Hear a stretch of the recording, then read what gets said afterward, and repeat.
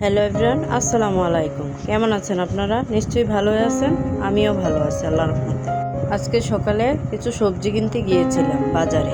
Video শুরুতে যে ফুলটি গিয়েছিলাম সেটা আমার গাছের ফুল। খুব সুন্দর না? আমি আবার ফুল প্রেমী। আমার মতন কে ফুল প্রেমী জানাবেন কিন্তু কমেন্টে।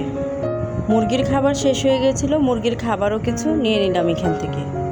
দুপুরে রান্নার জন্য মাছ ভিজিয়ে নিই। আজকে আমি বাচ্চাদের বিছানার চাদরটাও চেঞ্জ করে দিলাম।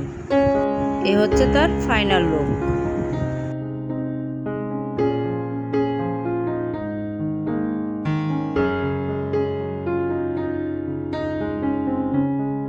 তারপরে চলে এলাম আমার রুমে।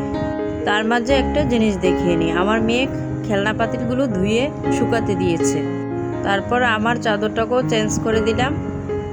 তারপর বাজার থেকে যা যা এনেছি তা আপনাদের সাথে শেয়ার করতেছি। শুধু আজকে রান্না করব লাল শাক আর বটবটি। আমার ঘরের পিছনের অবস্থা খুবই খারাপ বৃষ্টির কারণে। আর দেখুন বাহিরের পরিবেশটা কত সুন্দর। তাহলে দেখতে থাকেন, ভালো থাকেন সবাই, সুস্থ থাকেন। আল্লাহ হাফেজ।